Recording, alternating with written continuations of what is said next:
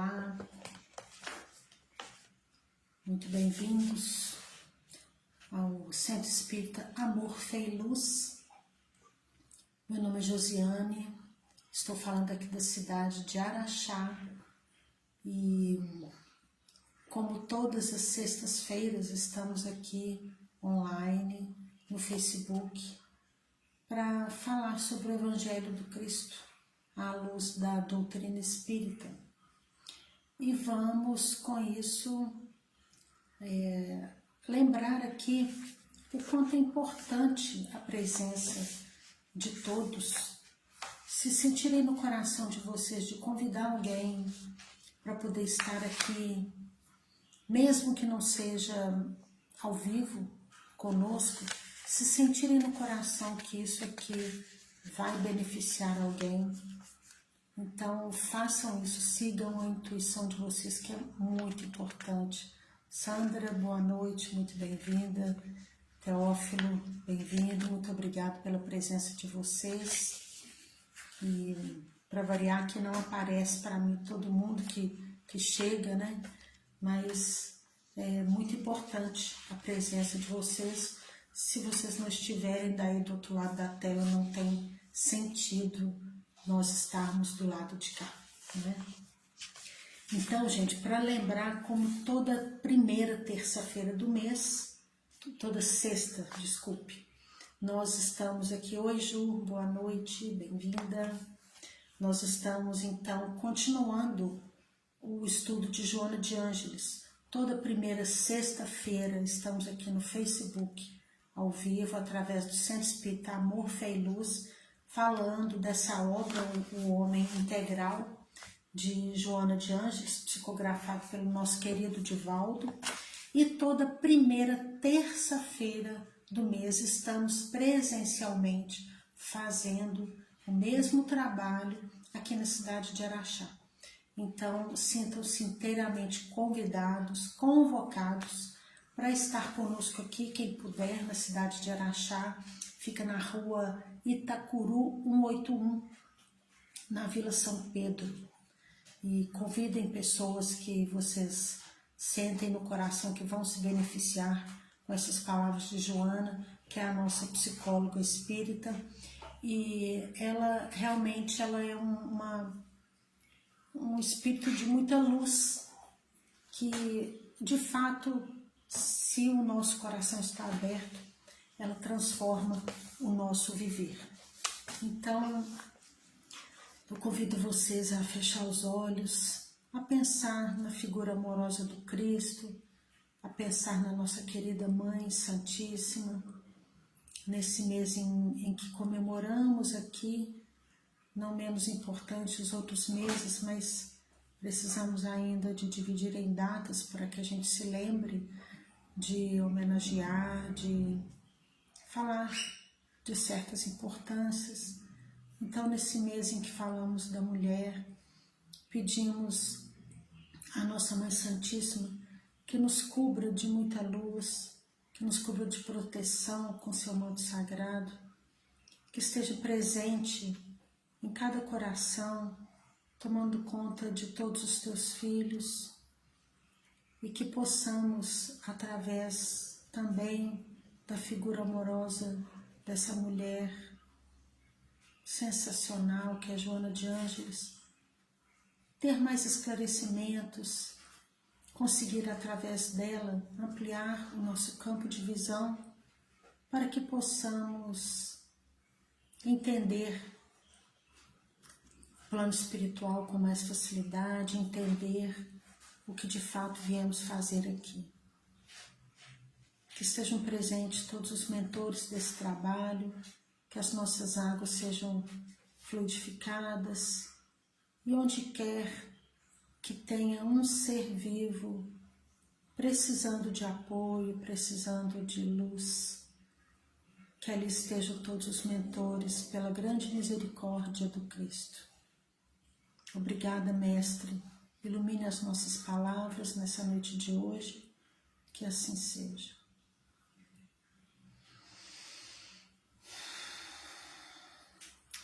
Bom, pessoal, vamos lá então, né? Nós estamos no capítulo 3 desse livro maravilhoso. Esse livro é o segundo livro da série psicológica de Joana de Ângeles. E no capítulo 3, intitulado A Busca da Realidade, nós comentamos no primeiro tópico sobre o autodescobrimento.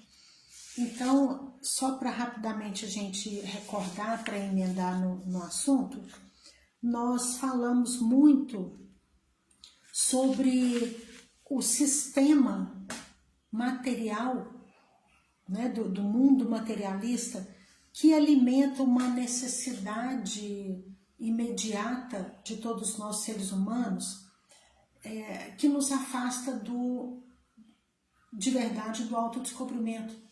Nós vivemos numa sociedade em que quem tem menos vale menos, quem tem mais vale mais.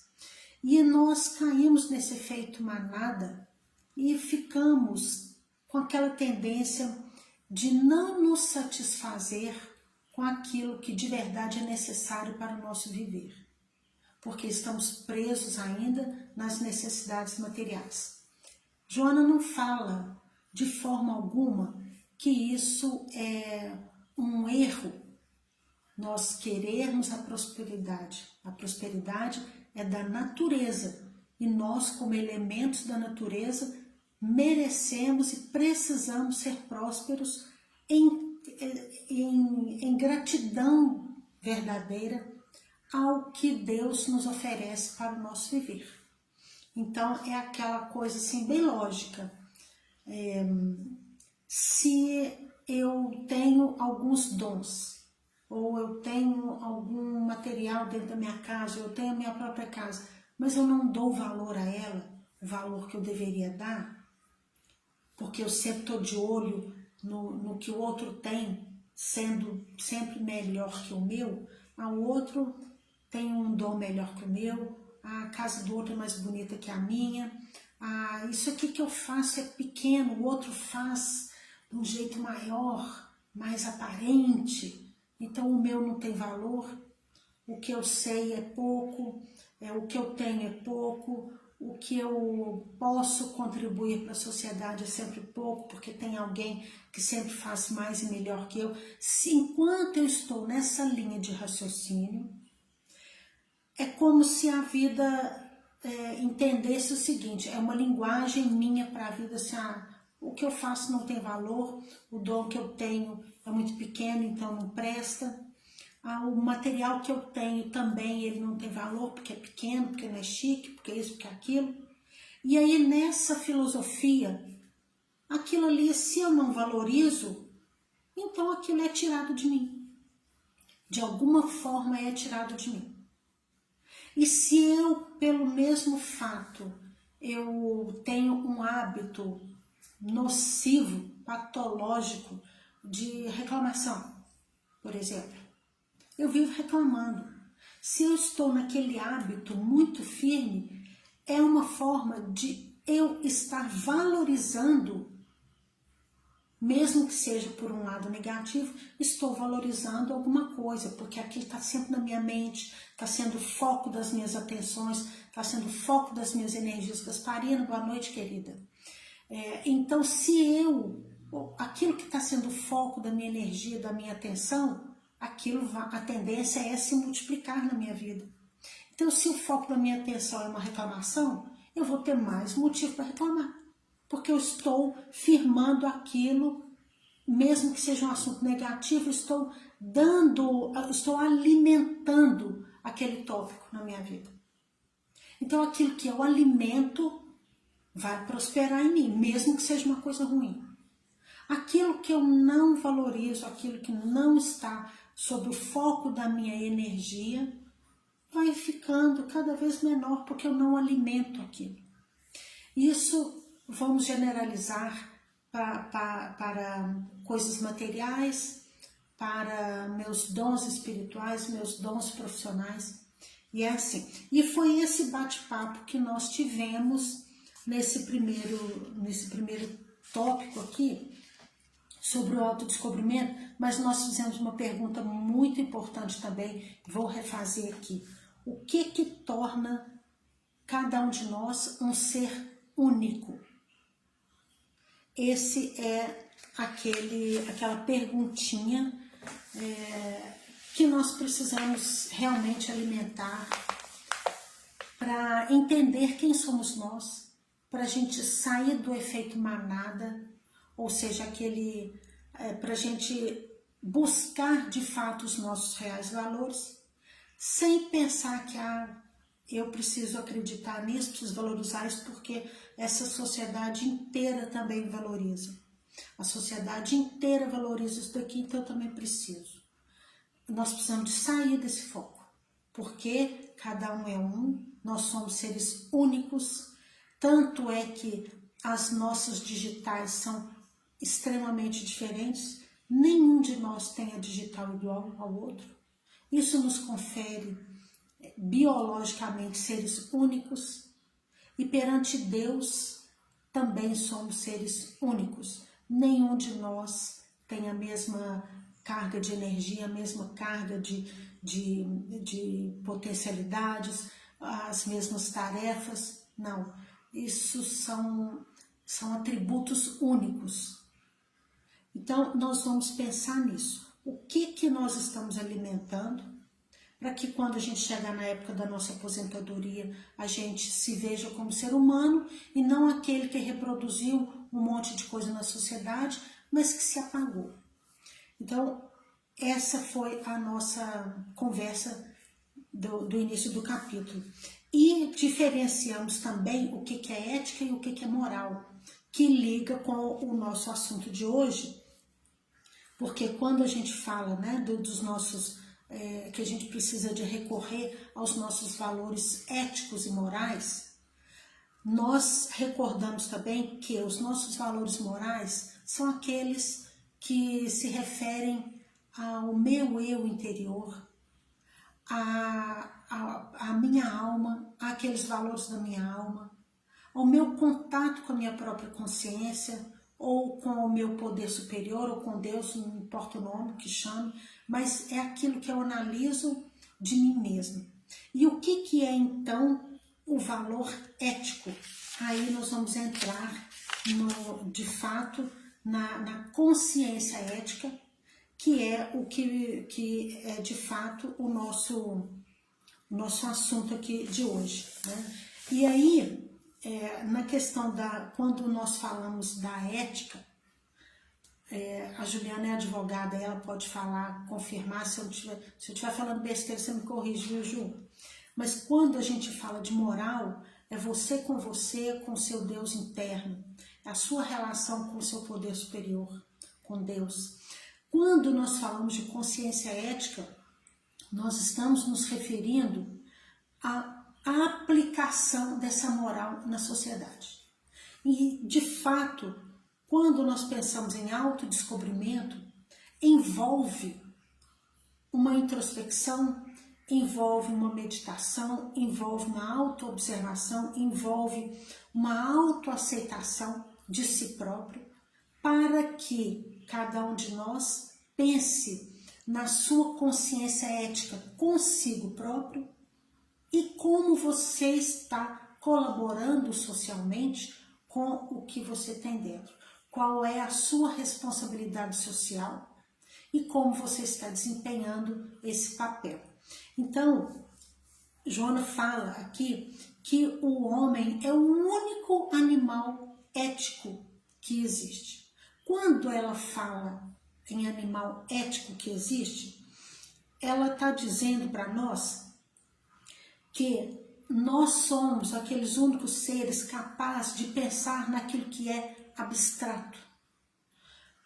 Por exemplo, nós pensamos e digerimos várias coisas, destrinchamos opiniões, sentimentos sobre a bondade, sobre a beleza, sobre a raiva, sobre esperança, sobre caridade, sobre maledicência. Nós temos condições mentais de digerir sobre todos esses tópicos que existe em nós, que nós sentimos, mas que não é palpável. Por isso ela fala de consciência ética, tá? E aí, então, ela vem falar também que isso tudo, apesar de nós sermos éticos, dá a entender assim, fulano tem ética, significa que é bonzinho, que tem uma ética saudável, produtiva, mas não é bem assim. Por quê? Diante de tanta guerra que nós já passamos, diante de tanta destruição, de períodos e mais períodos em que nos levou a indiferença pela vida, várias barbáries, inúmeras ocasiões em que nós tivemos assim destruições, tudo isso nos mostrou uma consciência ao contrário do que deveria ser de fato, porque nos levou à banalização da vida. E aí nós acostumamos com vários pontos assim de destruição, a ponto de achar que é normal. E não é normal. A gente joga todo o sofrimento para a normalidade e isso não está certo. Então, essa nossa consciência criativa, essa nossa percepção de fato sobre o que deveria ser a atitude ética, ela fica totalmente patológica em função desses pontos. E aí, ela coloca aqui para nós que essa consciência ética, ela existe em potencial em nós. E mais ali para frente, ela vai dar exemplo para nós de quem tem essa consciência ética, só para a gente poder... Oi, Érica, boa noite, bem-vinda, minha querida. Só para a gente poder assim, entender melhor onde é que nós vamos chegar, qual é o caminho e qual é o nosso objetivo mais próximo, né? Na nossa condição evolutiva. E aí ela fala que sem o autodescobrimento vai acontecer um desequilíbrio nas nossas atitudes. Então, se nós somos seres que temos razão e temos emoção, sem pensar no equilíbrio dessas duas coisas, nós vamos nos afastar do equilíbrio, da harmonia de atitude, da harmonia de sentimentos, e nesse desequilíbrio entre razão e emoção, com certeza, gente, com certeza a emoção vai ganhar. E aí a emoção vai ganhar de um jeito desregrado, de um jeito impulsivo, de um jeito totalmente fora da ética, totalmente afastado das leis de amor, totalmente afastado da responsabilidade social, do respeito a nós mesmos e ao outro. Porque a hora que a gente pensar, nós já soltamos alguma bobagem, sem a gente pensar, a gente já acessou o nosso lado agressivo, o nosso lado impulsivo nas palavras, porque a raiva toma conta, e aí por aí afora, cada um de nós aqui sabe, né, como é que acontece no nosso dia a dia, quando a gente está desavisado, quando a gente está longe de pensar naquilo que eu tenho que dominar em mim e naquilo que eu tenho que dar mais vazão em mim. Porque muitas das nossas atitudes, dos nossos atributos, nos favorecem, mas muitos nos puxam o tapete. Mas não dá para jogar fora aqueles atributos que não são legais em nós. E aí, quando ela fala de autodescobrimento, de equilibrar razão e emoção, é isso. É você se conhecer para pensar assim, bom, eu não sei lidar com esse copo. Todas as vezes que eu me deparar com esse copo, eu vou ficar agitada, eu vou ficar em desarmonia. Ele me provoca sensações que não são legais. E se eu parar para pensar nisso, se eu parar para observar isso, oi Lu, boa noite, eu vou ter mais atenção. Aí todas as vezes que eu pensar, eu vou encontrar esse copo, eu já vou mais prevenida. Eu não vou na impulsividade, eu já vou pensando, peraí, eu já tive diante desse copo outra vez e não deu certo. Então eu já vou pensando em ficar pianinho, porque se eu estourar, se eu for impulsivo em cima desse copo, eu vou ruminar em mim energias totalmente destrutivas que vão me fazer muito mal. Então eu não quero isso para mim. Então eu já vou encontrar com esse copo, peraí, então eu vou pensar, vou respirar um monte de vezes e vou manter pelo menos a minha ética. Mesmo que lá dentro eu esteja fervilhando, eu preciso de politicamente não explodir em cima desse copo. Porque se eu explodir em cima dele, eu vou fazer mal não só para mim, como para toda uma sociedade. E não é explodindo em cima desse copo que eu vou resolver as minhas questões com ele. Então eu preciso, na minha introspecção, no meu momento, lá no meu cantinho, tentar entender o porquê que pensar nesse copo ou encontrar esse copo me desperta sentimentos que não são harmônicos. Daí eu estou trilhando o autodescobrimento. Agora, se eu não faço isso, todas as vezes que eu me deparar com aquela situação que me tira o equilíbrio, eu vou ter a mesma reação negativa. Aí, além de não resolver a minha relação com esse copo, eu não vou também respeitar quem está ao redor, porque se eu explodir em cima desse copo, acaba sobrando para mim, para o copo e para todo mundo que está perto. Não é assim que rola uma impulsividade? Então, Joana vem falando disso, que esse autodescobrimento é para que a gente pense através de analisar, de querer domar as nossas más tendências.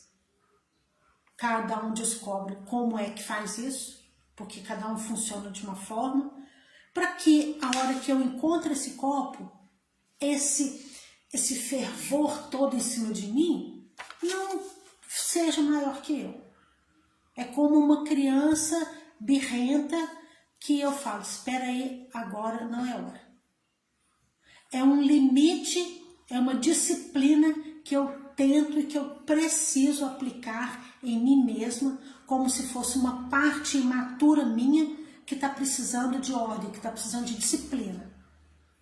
Mas enquanto eu não olhar para isso, não vai ter eu não vou ter domínio sobre isso.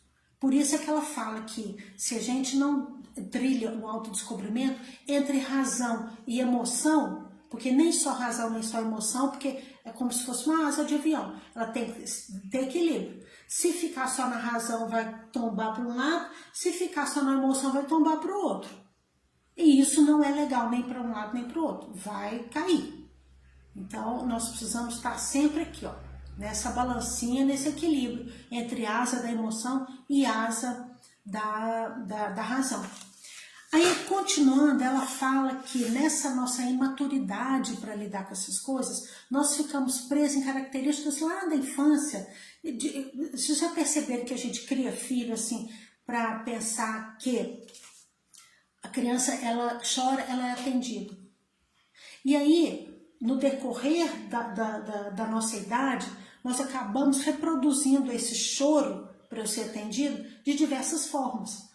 Eu faço várias coisas para chamar atenção, mas achando que o mundo tem que estar sempre ali para satisfazer a mim.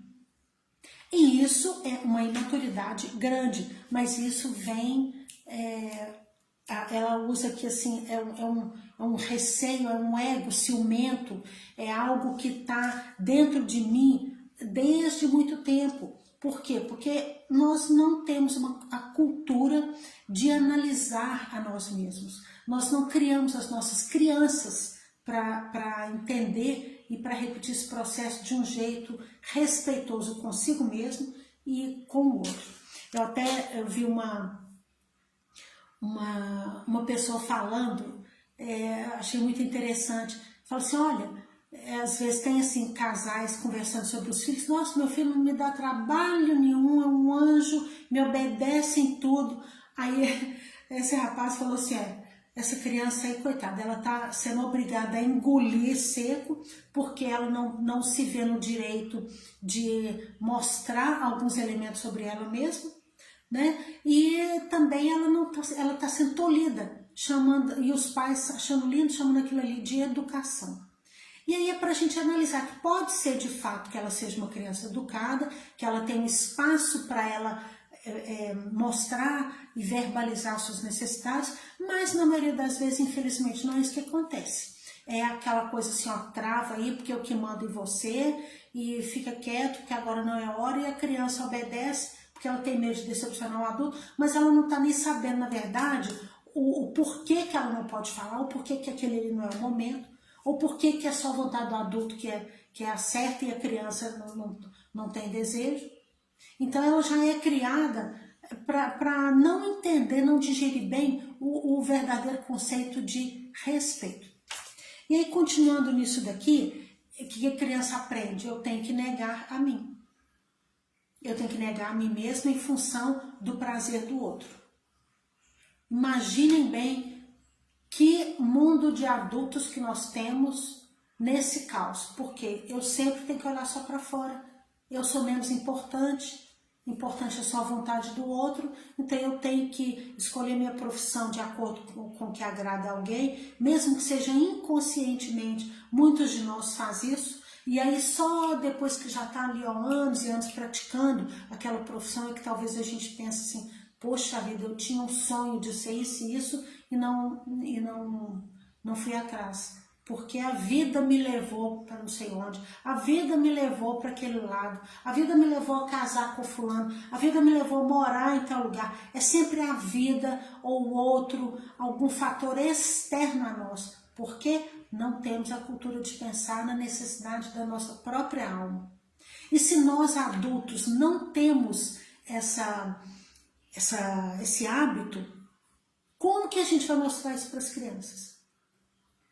Tá vendo? Tanto que fica complicado. E aí vira uma bola de neve, porque alguém tem que decidir lidar com aquelas crianças que são questionadoras, aquelas crianças que não cedem com facilidade, aquelas crianças que elas, às vezes, de um jeito errado, mas ela peita o adulto. Sabe aquelas crianças que têm um poder de fala tão grande, que fala, às vezes não é nem pelo lado da pirraça, nem pelo lado da educação, mas hoje a gente está vendo muitas crianças que estão vindo aí com o poder da palavra tão grande, um conhecimento tão grande. E é fácil ser pai e mãe dessas crianças? Não é não. Não é não, porque elas já vêm formadinha lá dentro e a gente só fica aqui, ó, conduzindo. Mas são crianças que já vêm com um propósito e já vêm com uma clareza maior desse propósito, para que a gente só ajude ela a chegar aqui ou a chegar ali. Mas a gente, como pai, mãe ou como adulto, a gente não consegue desviar e nem tem que desviar essas crianças desse propósito. Porque senão vão ser adultos frustrados, como nós hoje somos. A maioria de nós somos, né? Totalmente frustrados. E aí nós desenvolvemos, aí quando vem, gente, olha o que é interpretação. Quando o Evangelho fala negar-se a si mesmo, entre aspas, as nossas mentes patológicas e doentias pensam o quê? Em todo esse contexto que nós fomos criados. Eu sou menos importante, eu tenho que negar a mim para poder dar a minha atenção, o meu olhar, a minha contribuição para o outro. E aí eu nego a mim mesmo. Isso aqui tem várias vertentes. Primeira coisa, isso é quando a gente cai nesse mergulho de abandono. Joana fala exatamente isso daqui. Cadê onde que tá? Aqui. Quando ela fala assim, o mergulho no abandono do corpo e da vida. Porque a gente lê lá no Evangelho que a gente tem que negar a si mesmo. Aí vamos interpretar isso aqui direito, porque a história não é bem assim, não. Se nós temos tanto receio de trilhar um autoconhecimento, isso tem um motivo. Porque nós sabemos que hoje estamos na nossa melhor versão e que não fomos santos aí para trás. Tá, tudo bem, ninguém foi. E nem hoje ainda somos, mas nós vamos chegar lá. Mas se a gente tem essa consciência do erro, da falha, da nossa moral que foi baixa, da nossa agressividade, dos nossos hábitos bélicos, dos nossos hábitos grotescos, primitivos. Se nós temos essa consciência lá dentro, nós hoje agimos como se não merecêssemos o bem-estar, a tranquilidade, a harmonia.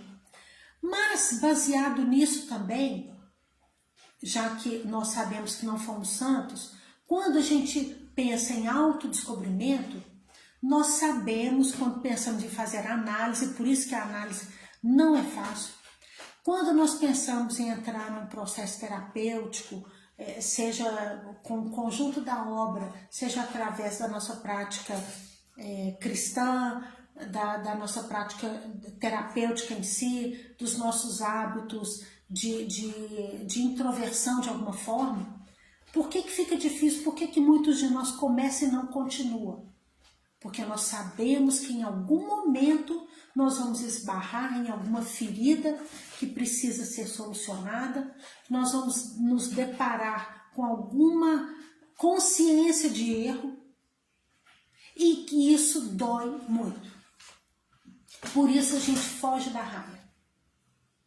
Daí, o que acontece? Se eu não quero lidar com as minhas fragilidades, com os meus erros, meus pontos fracos, então eu vou gastar meu tempo e minha energia pensando no outro.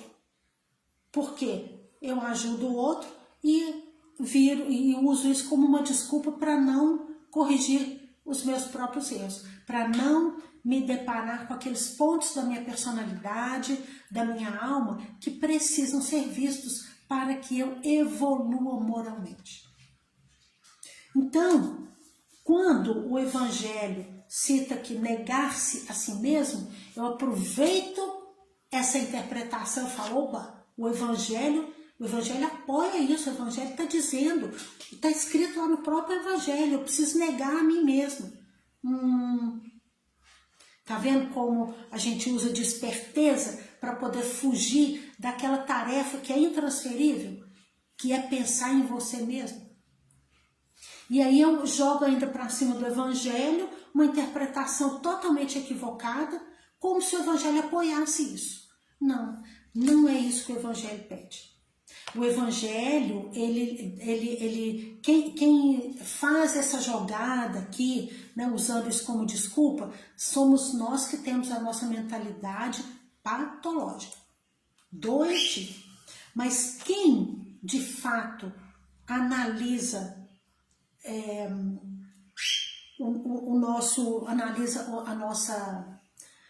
a nossa vida, a nossa tarefa aqui como principal é o autodescobrimento, se nós temos essa consciência, nós não vamos analisar o Evangelho aqui falando, não, você tem que se negar.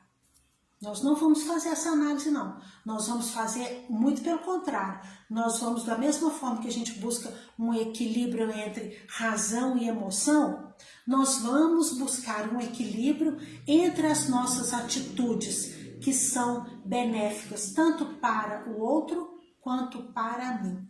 Eu não vou dedicar a minha vida usando esse termo da introspecção como uma fuga. Eu não vou interpretar a introspecção como uma fuga, como também não vou interpretar a atitude fraterna só sendo aquela atitude que é voltada para o outro e não para mim. É tudo equilíbrio, gente. As coisas nem são só para a introversão, nem só para o outro. O equilíbrio da vida é necessário em tudo. Então, quando nós pensamos também nessa questão assim, de desvalorização de nós mesmos, tem aí uma baita de uma ponta de orgulho muito grande, porque se eu sou pequena e o outro é grande, se o que eu faço é pouco e o outro faz muito, sempre nessa comparação me puxando para trás, é também uma maneira de eu pensar assim, eu não sou importante, então a sociedade não precisa de mim. Isso também é uma fuga da nossa responsabilidade. Porque Joana fala demais aqui que é para a gente ter muito cuidado com a timidez e com o perfeccionismo.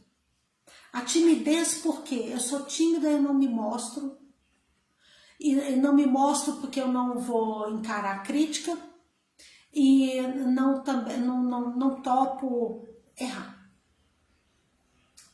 E se eu não topo errar, eu também não estou disposta a aprender, porque o erro também me ensina. Então é para a gente tomar muito cuidado com o que a gente está chamando de timidez, porque a timidez puxa a gente para trás e a gente não topa fazer a nossa doação para a sociedade.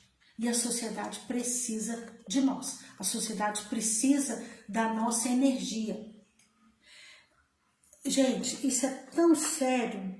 Ela fala que a gente precisa romper as algemas da timidez. Porque nós vamos sair dessa prisão, dessa preocupação de fazer perfeito.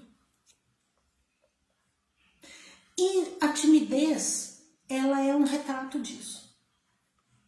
Eu não topo fazer imperfeito, então eu nem quero fazer, não vou nem correr o risco. Isso é uma mania de perfeição. A perfeição é para esse mundo? Não, não é desse mundo. E se a gente encara isso como uma condição da nossa humanidade, nós vamos ter um pouco mais de tranquilidade para agir, para colaborar com a sociedade. A sociedade precisa de nós. E não é porque o outro está fazendo que eu não tenho que fazer, não. Agora a gente está recolhendo um monte de coisa para mandar para as cidades que estão sendo atingidas aí em função da chuva. Aí um monte de gente já doou lá um monte de coisa e eu ainda não doei nada. Não, mas o outro já doou, então não precisa do meu. Como se o meu não fosse importante. Ué, é assim que funciona? O outro vai se beneficiar com a doação de tempo, de energia, de amor para aquela situação ali. Isso significa que eu não preciso fazer a mesma coisa? Como que fica o sustento da minha alma nessa história? Então tenhamos muito cuidado com a timidez e com o perfeccionismo. E aí, gente, ela fala que quando a gente tem uma ação bem direcionada, depois de pensar em todas essas questões, nós desenvolvemos a nossa primeira conquista é a resistência de perseverar naquilo que a gente de fato sabe que precisa de fazer.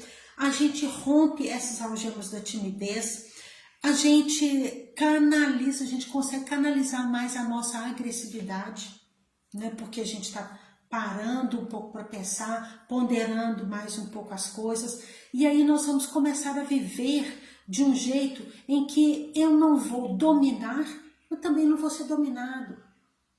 É uma sociedade que vai ser bem mais equilibrada se eu penso nessas ações bem direcionadas. Nós vamos conseguir também ter um senso de planejamento, onde nós vamos pensar mais nas questões do tempo. A gente não vai ficar nem presa no ócio, mas também a gente não vai ficar achando que a vida é só trabalho. Nós vamos temperar tudo.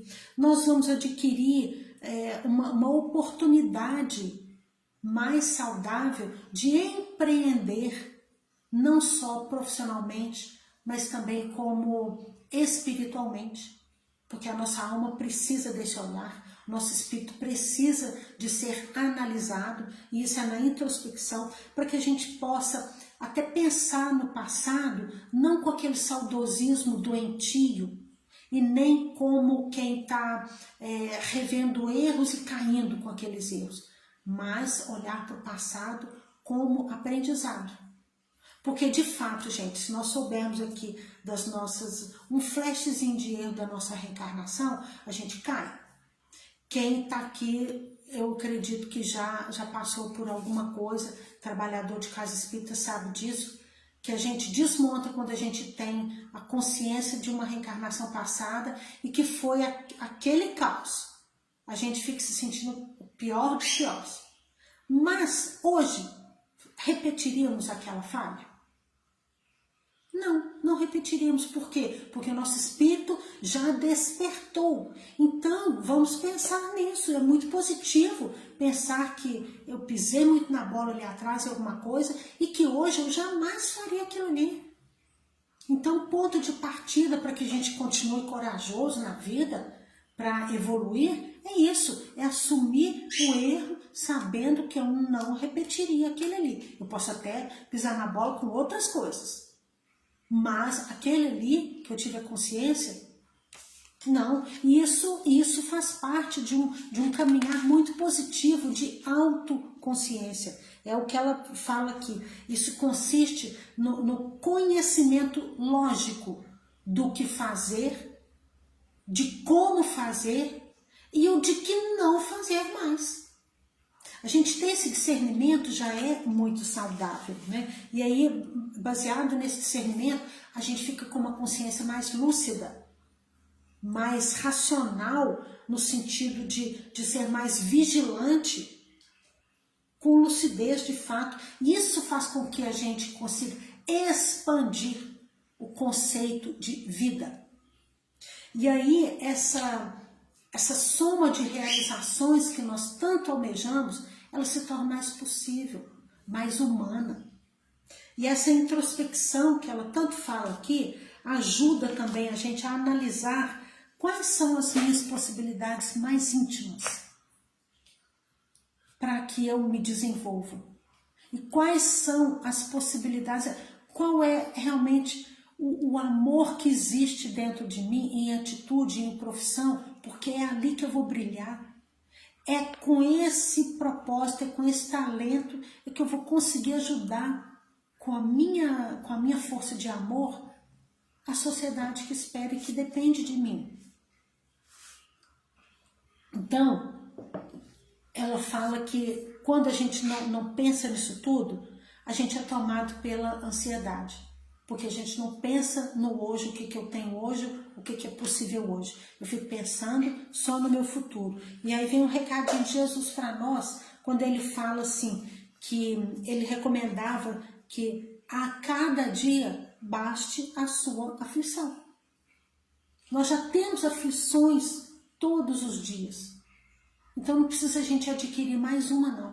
A gente precisa de pensar mais no hoje, pensar mais no que é possível, pensar mais no momento presente e viver agradecendo a esse momento presente, porque vamos parar para pensar numa coisa assim bem simples. A respiração que eu acabei de ter aqui agora, acabou, passou, eu não vou repetir ela. Não tem como a gente repetir um segundo sequer da nossa vida. Então a chance até do ar que eu estou respirando agora, nesse momento, da palavra que eu acabei de falar, passou, acabou. Então, o passado é muito mais presente em nós do que o próprio futuro. E o presente, eu nem sei como é que, em termos de tempo, a gente pode processar isso. Eu sei que em muitos aspectos nós vivemos de passado, de presente e de futuro. Mas em termos de aflições, Jesus fala, a cada dia a sua própria aflição. Vamos tentar ser um pouco mais lógicos e nos dominar nisso para que a gente diminua a nossa ansiedade e fazer as coisas um pouco mais dentro da lógica. Se eu sei que eu estou ansiosa, eu não vou tomar café às 7 da noite, porque eu sei que eu não vou dormir bem, eu sei que vou ter uma crise de ansiedade de madrugada. Então, vou tomar um chazinho. Ah, não, mas eu não gosto de chá. Ou seja, nós sabemos várias terapêuticas que nos ajudam a melhorar o nosso estado do dia a dia, mas a gente não faz. Será que não faz e por quê? Porque eu estou resistente a mudanças, sendo que eu sei um monte de coisa que é possível fazer para melhorar a minha própria condição, melhorando para mim, eu melhoro para o outro, ou é porque eu ainda estou no martírio, no autocastigo, na autopunição, sem me permitir ser merecedora. Então, a introspecção, ela gera esse clima de confiança emocional para valorizar a sucessão dos fatos, a sucessão do tempo, a permissão que nós temos de avaliar e reavaliar cada vez mais, para que a gente possa viver com um pouco mais de calma, com um pouco mais de lucidez. E aí nós vamos ver que essas pessoas que têm o hábito dessa introspecção, elas não são tão impulsivas assim, não. Elas têm um semblante com um pouco mais de calma. Sabe aquelas pessoas assim que você olha e que tem pelo menos aparentemente, uma serenidade? Essas pessoas estão pelo menos tentando esse processo da introspecção. Aproveitando qualquer minuto ocioso no trabalho, não tem nada para fazer agora não. Para ali, contempla a natureza que está através da frestinha da janela. Se tem uma varandinha, olha para a chuva, olha o movimento aqui, pingo caindo na folhinha, mexendo assim. Achem alguma coisa que possa aliviar, onde você pode respirar fundo e ter um momento de introspecção. Isso pode durar só 5 minutinhos. Não precisa mais que isso, mas são 5 minutinhos que são sagrados para nos ajudar nessa busca pela maturidade psicológica, através da análise da nossa condição espiritual. Então vamos pensar nisso, o quanto a sociedade, através está aguardando as nossas atitudes que são mais humanas para poder viver melhor. Então vamos pensar em sair um pouco dessa casca, entre aspas, dessa proteção que a gente chama assim, eu não faço isso porque minha mãe não quer, eu não faço isso porque meu patrão não deixa, eu não faço aquilo ali porque a sociedade não vai aceitar. E aí a gente fica se tolindo, como se a gente estivesse numa capa aqui, ó, nos protegendo das mudanças de atitude. E aí a gente desencoraja, não rompe essas algemas para deixar vir um novo ser que seja mais autêntico, que seja mais identificado com a necessidade da sua alma. E ela fala que se a gente conseguir romper com vários padrões que nos exigem e que facilita a nossa fuga, nós vamos perceber que a felicidade é exatamente isso, é aquele bem-estar que nós adquirimos quando a gente se propõe a fazer o que está quentinho aqui dentro, o que está fazendo a gente brilhar os olhos. Então, para a gente pensar nisso. E nós mesmos, a nossa alma está aguardando a nossa contribuição para nós mesmos, tanto quanto a sociedade está aguardando a nossa contribuição. Então, todas essas atitudes, elas vão fazer com que a gente se torne um ser humano ético de verdade. Dentro do conceito de ética, sendo a minha moral mais lapidada, que vai favorecer tanto a mim quanto a uma sociedade. Olha que legal isso. Então é isso que ela está falando, através a nossa ética, a nossa consciência ética, é um belo de um caminho para o progresso moral da sociedade, não só o meu. Essas edificações de pensamentos e de situações que são favoráveis, tanto para mim, quanto para a sociedade, seja no viés da cultura, seja no viés da profissão, seja no viés da ciência, seja no viés cristão. Nós estamos inseridos em todas essas escolas e precisamos de pensar, então, como é que está a minha moral e como está a minha consciência ética, ou seja, como eu estou me relacionando com a sociedade. Porque isso sim é uma conquista da iluminação, é uma conquista da paz, é uma conquista de ter uma lucidez maior para análise de mim mesmo e para aceitação de mim mesmo, e sem orgulho eu não me negar a responsabilidade que eu tenho com a sociedade, sem pensar, né, na questão assim do outro ser melhor que eu. Enquanto eu estou presa nesse conceito, nada é feito. Então, o tempo inteiro Joana chama a atenção nossa, é você com você mesmo.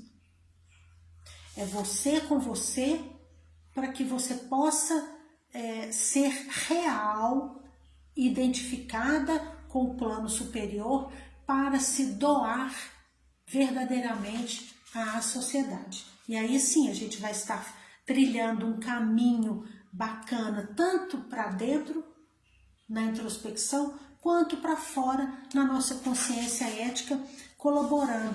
E aí aqui ela vem dando vários exemplos aqui, né, de pessoas que a gente conhece, de vultos que a gente conhece, que tiveram esse despertar da consciência ética. Por exemplo, São Vicente de Paulo, Allan Kardec, Freud, e Francisco de Assis, Madre Teresa de Calcutá. Essas pessoas, elas tinham uma consciência ética de fazer tanto por si quanto fazer para o outro. Então vamos refletir nesse daqui, para que no mês que vem, pena que é no mês que vem, eu queria estar falando assim, sexta-feira que vem, mas a gente chega lá, a gente possa pensar no próximo tópico aqui, que vai falar da religião e da religiosidade. Nesse mesmo pensamento aqui de definir o que é a religião, que tem a ver mais com o plano material, e a religiosidade, que é o contato que eu tenho com a minha alma.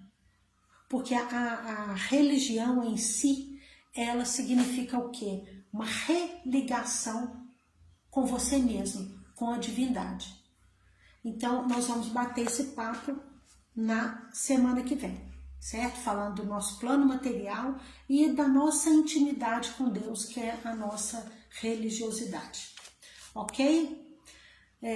Vocês querem colocar alguma coisa? Eu não sei se alguém falou alguma coisa, se não falou. Depois eu vou olhar aqui com calma. Mas eu agradeço muito, viu? Érica, Gasparina, Juliana, Teófilo, Sandra. Quem mais está aqui? Lu, tô vendo só a carinha, mas não tem aqui o nome dela. Mas, enfim, muito obrigada a todos vocês por estarem presentes, que vocês tenham um final de semana reflexivo, tranquilo, bem proveitoso, com bastante aconchego de amor na família de vocês. E vamos elevar nosso pensamento pedindo recursos dos céus para quem mais precisa, né, nesses tempos agora, né, nessas cidades aí que foram destruídas, né? Sabe Deus o porquê que cada um deles está tendo que passar por essa situação nesse momento, mas não é por isso que nós não temos que fazer da nossa parte em colaborar, em ajudar, de forças e coragem para que eles continuem esperançosos na vida e trilhando aí um novo caminho, né? Um recomeço todos os dias. Muito obrigada a todos vocês, que Jesus abençoe, que Nossa Senhora cubra cada familiar aqui com o manto de luz, e volto a pedir, se sentirem no coração de vocês que essas palavras de Joana de Ângeles vai favorecer alguém, por favor, enviem, peguem o link dessa fala, desse capítulo, e enviem para quem vocês sentirem, né, um desejo aí de enviar, ok? Muito obrigada a todos, um beijo no coração, tchau, tchau.